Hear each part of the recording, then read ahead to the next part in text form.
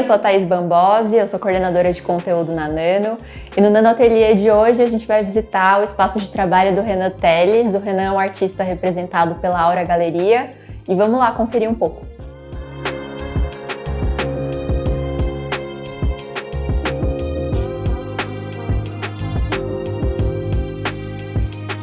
Então, Renan, obrigada por receber a gente aqui hoje no seu ateliê. Prazer recebê-lo. Obrigada. Conta pra gente como começou a sua relação com arte. Isso começou bem cedo, porque meus pais, eles leem muito. Então em casa sempre teve muitos livros, muitas estantes de livros e filmes, né? Eles sempre colecionaram DVD, essas coisas. Então eu lembro que desde criança, uma coisa que eu sempre fazia era ficar folheando tudo isso que eles tinham. E eu acabava ficando vidrado nessas enciclopédias de arte, né? Então eu ficava vendo tudo, nem sabia ler ainda, mas já ficava olhando.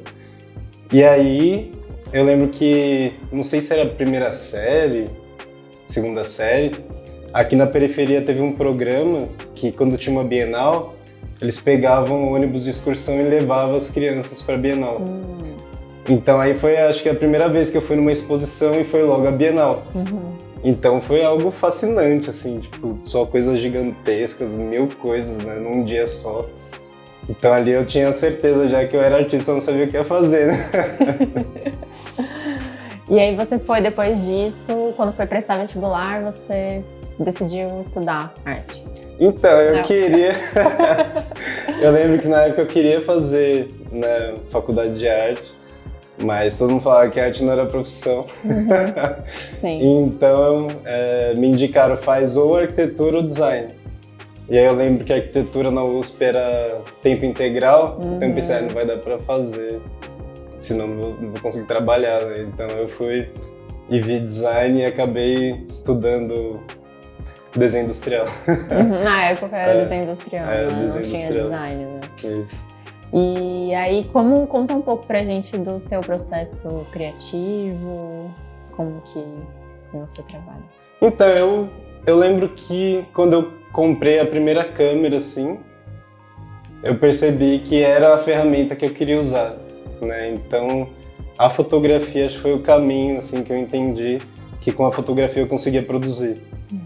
Mas não só fotografando com a câmera, eu percebi que eu gostava muito de trabalhar essas imagens no computador.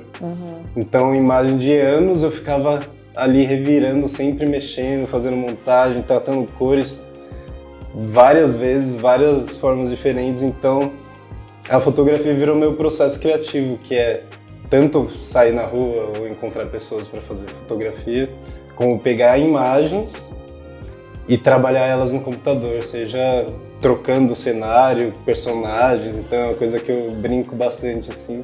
E aí eu procuro criar narrativas dessa forma. Então eu trabalho tanto com fotografia como pintura, mas a fotografia acho que é o meu processo criativo, é onde eu estudo tudo antes de realizar. E treina o olhar ali, né? Sim, até quando eu comecei a pintar, que foi pouco antes da pandemia, e durante a pandemia eu tive tempo, eu senti que eu tinha uma facilidade com cores, justamente porque eu já vinha há anos mexendo muito, assim, tratando muito essas fotografias. Então acho que até a paleta às vezes dá pra perceber, assim, muita relação do que eu faço no computador, que eu faço em fotografia, que eu faço pintando. E como foi esse processo de ir pra pintura, assim? Então, eu sabia que um dia eu ia acabar pintando. Eu sempre desenhei, mas eu não desenhava criando cenas, eu desenhava pensando em projetos, pensando em objetos tridimensionais, pensando em como resolver uma instalação, esse tipo de coisa. Mas eu sabia que se eu começasse a pintar, ia começar a abrir muitas portas, então eu segurei um tempo, mas a minha namorada, ela pintava. Então ela tinha as tintas dela ali, e aí eu comecei a brincar, comecei a fuçar um pouco. E aí chegou a pandemia, eu falei, nossa, não dá mais pra eu sair pra fotografar. Então foi a hora que eu falei, então vai ter que ser agora. Aí eu comecei a pintar e agora não dá mais pra parar, né? E as suas pinturas, elas sempre partem de uma fotografia? Ou não, nem sempre? Então, sim, não necessariamente de uma fotografia só, né? Porque eu faço isso de construir narrativas através de talvez mais de uma imagem ou até de vídeos, né? Me interessa muito esse aspecto cinematográfico também.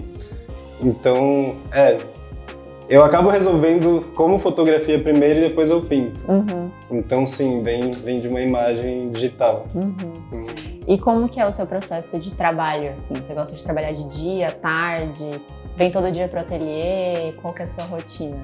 Então agora, desde o começo do ano eu consegui alugar esse espaço, né, que é anos de luta para conseguir.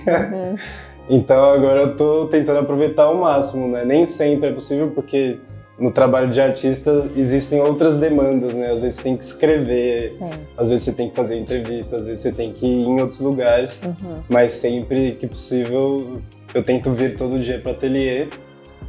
E antes eu tinha até uma preferência por estudar e pesquisar de manhã, né, à tarde, e produzir muito à noite.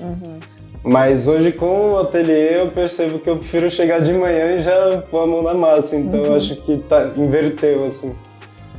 Acho que agora, sei lá, eu só não fico até de madrugada como eu ficava antes. Tem fases, né? Tem fases que a gente gosta de trabalhar mais cedo. Sim, sim. Antes eu gostava de trabalhar de madrugada, mas acho que é porque tinha muita gente em casa.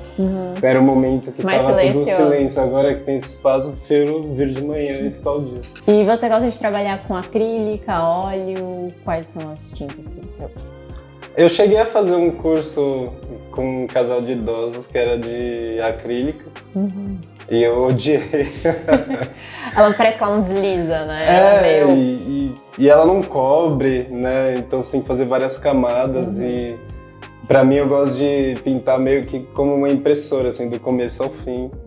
E aí se eu puder não mexer de novo, tá pronto, entendeu? Então o que me interessou muito na óleo também é poder ter um corpo, né, uma tridimensionalidade, então, já que na fotografia é tudo bidimensional e com muita resolução, na pintura o que me interessa é muita saturação e essa espessura, então carregar bastante na tinta. É algo que eu tenho experimentado e tenho gostado bastante do resultado de ter, né, não só pensando em relevo, mas realmente de, tipo, parece que passar do ponto, assim, não precisava de tudo isso. Então. E tem um movimento, né, que a gente vê, assim.